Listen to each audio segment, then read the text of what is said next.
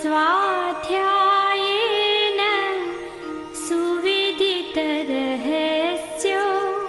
विभुवर प्रशस्या शास्त्राणां सुषमतरसम्पादनश्रुति महाप्रज्ञ पूज्यो जिनपति स्वरूपो गुरुवर।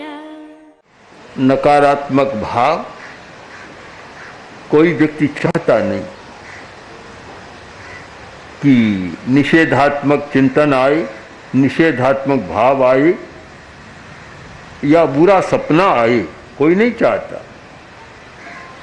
अनेक लोग आते हैं कि रात को बहुत बुरे सपने आते, चाहते तो नहीं है पर आते हैं। इसका कारण हम खोजें तो सबसे पहले शरीर को खोजना होगा। शरीर के जो रसायन है हमारे, उनमें कहाँ कोई विकृति होती है जिससे कि नकारात्मक विचार आ जाते हैं। शरीर में एक और कुछ तत्व है जो प्राचीन ऑकल्ट साइंस या प्राचीन विद्या भारत की स्वर विज्ञान रहा, तत्व विज्ञान रहा। उसके आधार पर हम देखें तो तत्व विद्या 5 तत्व माने जाते हैं: पृथ्वी तत्व, जल तत्व, अग्नि तत्व, वायु तत्व और आकाश तत्व। ये 5 तत्व हैं।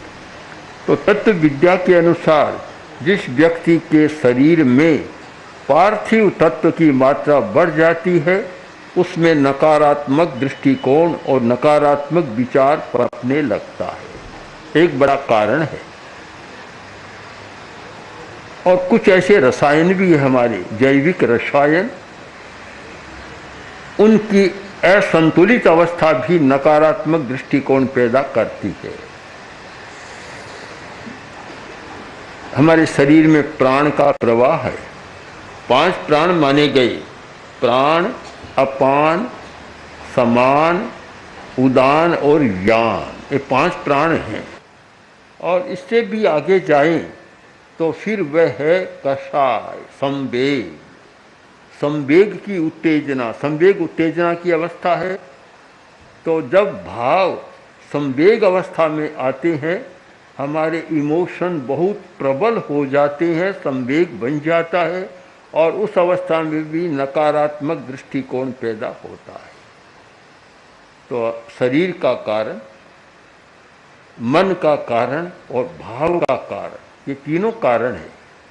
इन तीनों कारणों से व्यक्ति में नकारात्मक मनस्थिति या भाव स्थिति बन जाती है। और निषेधात्मक अवस्था में व्यक्ति अपराध भी करता है। अगर यह नकारात्मक स्थिति अधिक प्रबल बन जाती है तो मनुष्य अपराधी बन जाता है, घोर अपराध करने लग जाता है। मध्यम स्थिति होती है तो दूसरों का अनिष्ट करना शुरू कर देता है। और सामान्य स्थिति, निम्न स्थिति होती है तो फिर अपने आप के पीड़ा का अनुभव करने लग जाता है कि मुझे बार बार क्यों सता रहे हैं, ये विचार मुझे क्यों सता रहे हैं, बार बार ये अनिष्ट भाव मुझे क्यों आ रहे हैं, मुझे अनिष्ट सपना क्यों आ रहा है। अपने आप को सताने लग जाते हैं। तो तीनों अवस्थाएं हमारी, निम्न अवस्था, मध्यम अवस्था और उत्कृष्ट अवस्था। निम्न अवस्था को तो रोकना बहुत कठिन है, क्योंकि जब व्यक्ति में संवेग है और रासायनिक असंतुलन है तो रोका नहीं जा सकता, बड़ा कठिन है, नहीं रोका जा सकता। इसका भी तात्पर्य है तो सर्वथा नहीं रोका जा सकता, मात्रा को बहुत कम किया जा सकता है। और यदि मध्यम स्थिति है तो वह कष्ट साध्य होती है, और उत्कृष्ट स्थिति है तो वह दुस्साध्य जैसी बन जाती है। हम प्रयत्न करें कि नकारात्मक भाव कम कैसे हो। उनकी कमी अल्पीकरण कैसे हो, इस दिशा में हमारा प्रयत्न शुरू हो। तो हमें सबसे पहले शरीर की स्थिति पर भी विचार करना चाहिए। यह ज्ञान भी जरूरी है कि पृथ्वी तत्व की कमी को कैसे पूरा किया जाए। प्रेक्षा ध्यान में उसके लिए एक प्रयोग है शक्ति केंद्र का ध्यान।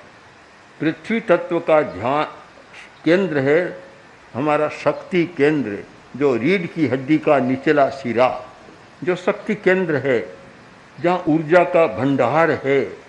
उस केंद्र पर यदि ध्यान किया जाए और कभी कभी कुछ समय के लिए पीले रंग का ध्यान किया जाए, पीले रंग का, तो वह पृथ्वी तत्व की कमी पूरी होती है और नकारात्मक निषेधात्मक भावों से आदमी बच सकता है। अब रासायनिक असंतुलन का बहुत बड़ा विस्तार है कि किस प्रकार रासायनिक असंतुलन होने से मनुष्य में ये नेगेटिव एटीट्यूड बनता है या थिंकिंग बनती है। एक बहुत बड़ा विषय है वह भी, किंतु प्रशिक्षक को उसका भी अध्ययन करना चाहिए। जो प्रशिक्षक हैं, जिन्हें जीवन विज्ञान का प्रशिक्षण देना है, उनके लिए उस विषय का अध्ययन भी आवश्यक है। तीसरा जो था प्राण का संतुलन किया जा सकता है। प्राचीन भाषा में प्राण है और प्राण के 5 प्राणों के फिर 3 प्रवाह मुख्य मान लिए, जिनके हठ योग में 3 नाम आते हैं, इड़ा, पिंगला, सुषुम्ना। और यदि वर्तमान विज्ञान की दृष्टि से देखें तो हमारे जो नर्वस सिस्टम के 2 मुख्य भाग हैं, सिंपैथेटिक और पैरासिम्पैथेटिक। जब सिंपैथेटिक नर्वस सिस्टम ज़्यादा सक्रिय होता है और योगी भाषा में पिंगला ज़्यादा का प्राण प्रवाह ज़्यादा सक्रिय होता है, अति सक्रिय होता है, तो उस समय हमारा दृष्टिकोण, हमारा चिंतन, हमारा भाव नेगेटिव बन जाता है, नकारात्मक बनता है। इसलिए यह आवश्यक होता है कि हम जागरूक रहें। ये शिकायत तो बहुत लोगों की है कि नकारात्मक हो जाता है, पर यदि जागरूक रहें तो उसमें बहुत कमी लाई जा सकती है। मैंने पहले ही कहा, एकदम रोकना तो शायद असंभव बात है, क्योंकि सारी शरीर की क्रियाएं, मन की क्रियाएं, हमारी भाव चेतना की क्रियाएं बंद नहीं होती और भीतर में संवेग है, कसाय है, राग, द्वेष, क्रोध, अहंकार, माया, लोभ, भय, घृणा आदि वासना आदि। तो एकदम रोकने की बात तो हमें सोचनी भी नहीं चाहिए कि कोई व्यक्ति ऐसा मिल जाए जिससे कभी भी कोई नकारात्मक भाव न आए, चिंतन न आए या दृष्टिकोण न बने। ये तो हमारी अति कल्पना होगी, पर इतना हमें अवश्य करना चाहिए कि उनका इतना प्रभाव न हो कि हमारा जीवन और हमारी जीवन की चर्या भी अस्त व्यस्त हो जाए। उससे बचाव करना जरूरी है। और जो प्रशिक्षक हैं, जीवन विज्ञान के स्वयं अभ्यासी हैं, दूसरों को अभ्यास करना है, उन्हें इस विषय की जानकारी भी होनी चाहिए कि कैसे अल्पीकरण किया जा सकता है, उन्हें निम्नता की स्थिति में कैसे लाया जा सकता है। संवेग पर नियंत्रण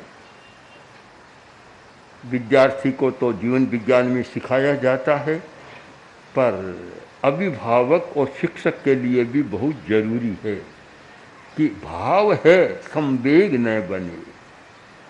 मनोविज्ञान ने मौलिक मनोवृत्तियाँ मानी, इंस्टिंक्ट, हमारी मौलिक मनोवृत्तियाँ जो मानी है, कई वर्गीकरण है, किसी ने 14 मानी है, किसी ने कुछ और किसी ने 1 भी मान ली। तो एक मौलिक मनोवृत्ति है और मौलिक मनोवृत्ति से प्रेरणा मिलती है, उत्तेजना मिलती है, आदमी को आवेश की अवस्था में जाना होता है। हम कैसे मौलिक मनोवृत्तियों का परिष्कार कर सकें, परिष्कार की प्रक्रिया है। ऐसा नहीं है कि मौलिक मनोवृत्ति है वह हमें भोगना ही पड़ेगा। उनका परिष्कार किया जा सकता है और वह परिष्कार की प्रक्रिया यदि हम ठीक जान लें, अपनाएं, प्रयोग करें तो काफ़ी परिवर्तन भी उसमें हो सकता है। इन सब विषयों का ज्ञान जीवन विज्ञान के प्रशिक्षक को होना जरूरी है कि इन सारे विषयों पर हम करें। और इसके साथ एक और बात है, वह है मन की चंचलता। चंचलता एक सीमा तक होती है। ये तो हम जानते हैं कि शरीर, मन और वाणी तीनों प्रवृत्त्यात्मक है। जो प्रवृत्त्यात्मक होता है वह चंचल तो होगा ही, चंचल तो है ही। पर चंचलता की अतिरिक्त मात्रा बढ़ जाए तब समस्या पैदा करती है। हमें जागरूक रहना है कि चंचलता की मात्रा ज़्यादा न बढ़े। चंचलता बहुत ज़्यादा आदमी में होती है। एक क्षण भी एकाग्र रहना बड़ा कठिन होता है। इतने लोग बैठे हैं और मैं अगर यह कहूँ कि जो व्यक्ति 5 मिनट तक एक भी बात का चिंतन न करें वे तो पंडाल में रहे, और जो चिंतन करे वे यहाँ न रहे। 5 मिनट के बाद आँख खोलने पर क्या होगा, क्या मिलेगा? अगर ईमानदारी है तो एक भी आदमी मिला मुश्किल होगा। बड़ा कठिन काम होता है। वह कहा जाता है कि कोई एक संगीतज्ञ आया, बड़ा प्रसिद्ध शास्त्रीय संगीत को जानने वाला था, और जनता ने, कुछ संगीत प्रेमी लोगों ने एक हॉल बुक करा लिया, सबको आमंत्रित किया, लोग आए, हॉल भर गया। अब संगीतज्ञ बैठा। अब फिल्मी गाना तो एक अलग होता है, शास्त्रीय संगीत था, तो उसने तो आलाप शुरू किया, तो आधा पौन घंटा तो आलाप में लग गया। लोग तो उब गए, थक गए।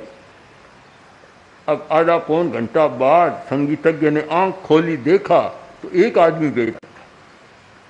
उसने कहा चलो कोई बात नहीं, हाल खाली हो गया, कोई बात नहीं, चिंता की बात नहीं। यह कोई फिल्म गाना तो नहीं, शास्त्रीय संगीत है, इसको समझने वाले बहुत कम लोग हैं। अच्छा मुझे एक तो मिला।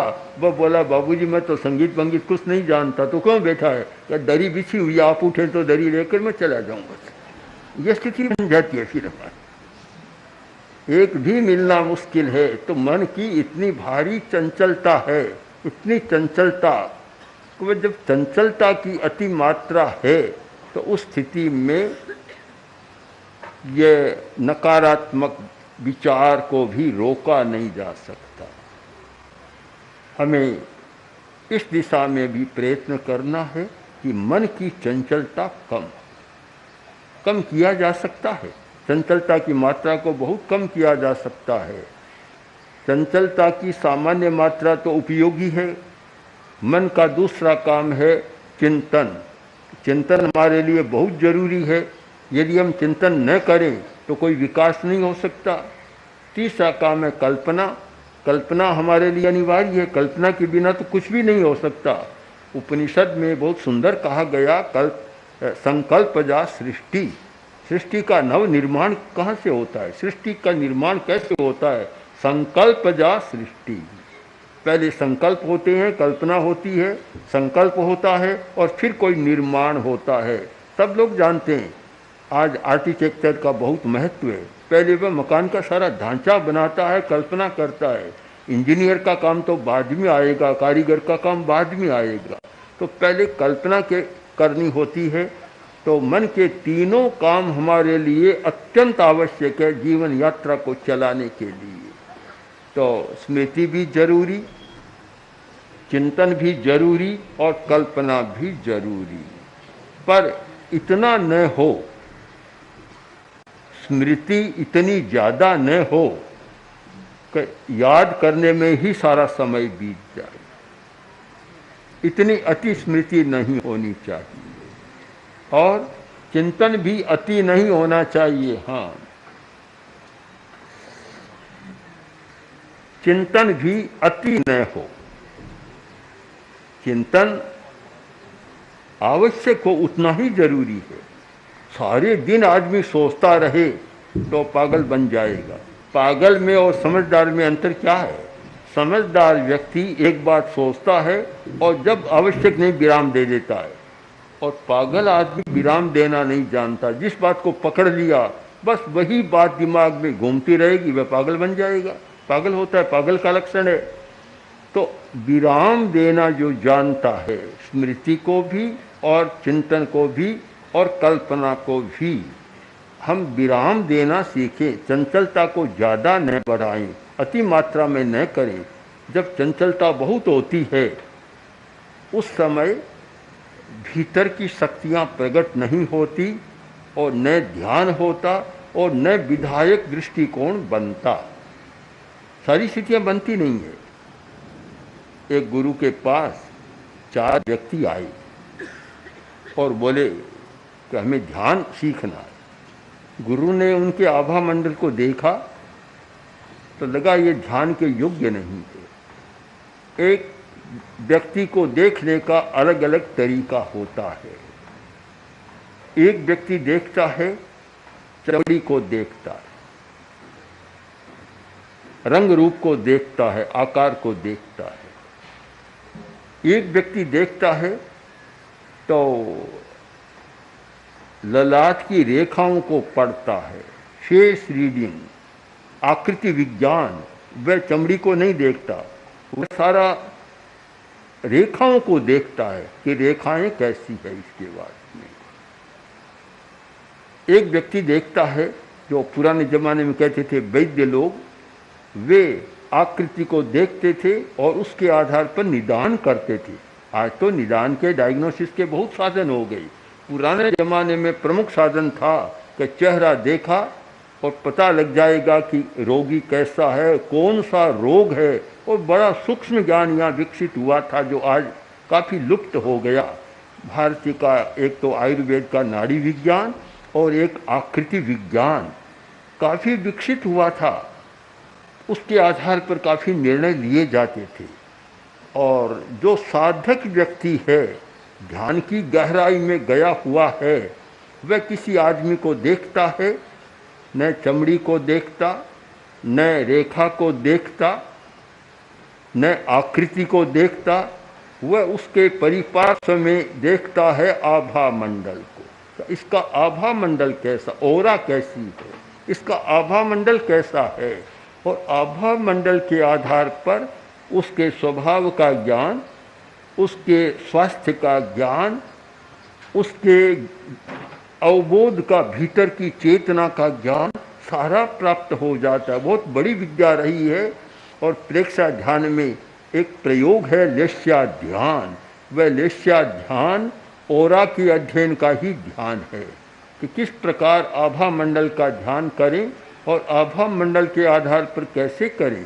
आजकल तो आभा मंडल के लिए कैमरोज भी, विशेष कैमरे भी बन गए हैं और निदान की पद्धतियां भी चल पड़ी है। आभा मंडल के आधार पर अनेक डॉक्टर, मद्रास में भी, पूना में भी, डॉक्टर गंगवाल आदि और अनेक लोग जो ये प्रयोग कर रहे हैं कि आभा मंडल के आधार पर एक अंगूठे का, अंगुली का फोटो लिया और उसके आधार पर रोग का निदान कैसे किया जाए। तो गुरु ने उनके आभा मंडल को देखा, आभा मंडल को देखा और पूरा व्यक्तित्व सामने आ गया। बहुत बड़ी विद्या है ये। हिंदुस्तान ने अपनी विद्याओं को बहुत भुलाया है। इतनी विद्याओं की विस्मृति कर दी। आज भी होती तो शायद अनेक बातों में आगे होते यहाँ के लोग, पर भुलाते ही चले गए। तो उनके आभा मंडल को देखा और पता लग गया कि इनमें ध्यान करने की क्षमता नहीं है। अभी चंचलता की अति मात्रा है। चंचलता भी बंदर जैसी चंचलता है। संस्कृत साहित्य में कहा जाता है कि बंदर को स्थिर बिठा दो तो भी क्या होगा कि यह भी उसकी चंचलता का ही एक प्रकार है। अगर कोई बंदर स्थिर बैठ गया, मतलब कपे तत् कापेयम, वह कपी का कापे ही है, यानी उसकी चंचलता का ही एक प्रकार है। तो बंदर की तरह चंचल है, ध्यान की अर्हता नहीं है। तो गुरु ने कहा कि अभी नहीं, अभी तुम जाओ और फिर कभी ध्यान के लिए आना, बताऊंगा। उन्होंने आग्रह किया, नहीं गुरुदेव आपको बताना ही पड़ेगा, हम बड़ी भावना लेकर आए, हमें ध्यान कराना होगा। बहुत आग्रह किया तो गुरु ने देखा ध्यान तो होगा नहीं, फिर भी आग्रह तो ठीक है, जाओ ये कमरा, इसमें बैठ जाओ। चारों बैठ गए। सांझ का समय था, सूरज ढल रहा था, अंधेरा होने लगा। बैठे हैं, अब मन तो ध्यान में है नहीं, कभी आँख खोलते हैं कभी बंद करते हैं। थोड़ा सा अंधेरा नीचे उतरा और एक बोला कि देखो अंधेरा आ गया, किसी ने दिया नहीं जलाया। गुरु ने कहा था एक ध्यान रखना, 1 घंटा मौन में रहना, पूरा मौन करना है।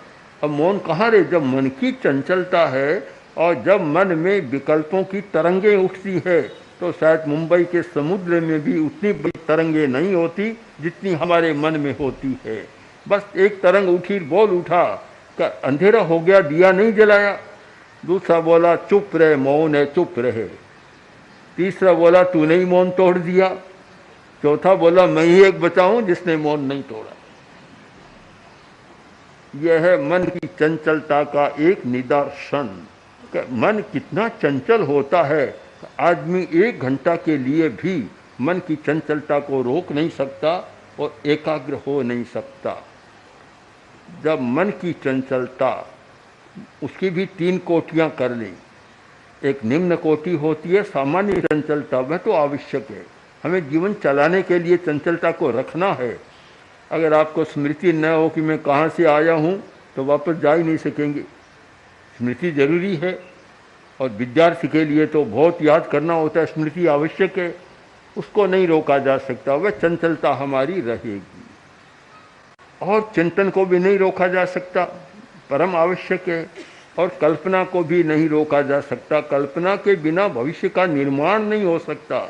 भविष्य का सारा निर्माण कल्पना पर निर्भर है। हमारे 3 काल हैं, अतीत की स्मृति, वर्तमान का चिंतन और भविष्य के लिए कल्पना। हमारा त्रैकालिक संज्ञान होता है, ये तीनों आवश्यक है, पर अति को रोकना जरूरी है। अति को रोकें, उसको रोकना है, क्योंकि उसके द्वारा ये निषेधात्मक वृत्तियां बनती है। अति मात्रा हो गई, वह निषेधात्मक बनेगा।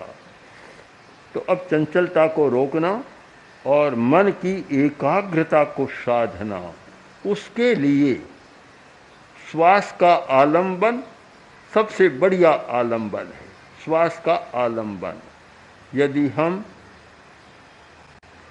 श्वास लेना सीख जाएं तो चंचलता को कम किया जा सकता है, नर्वस सिस्टम का असंतुलन भी समाप्त किया जा सकता है, तत्व का समीकरण भी किया जा सकता है।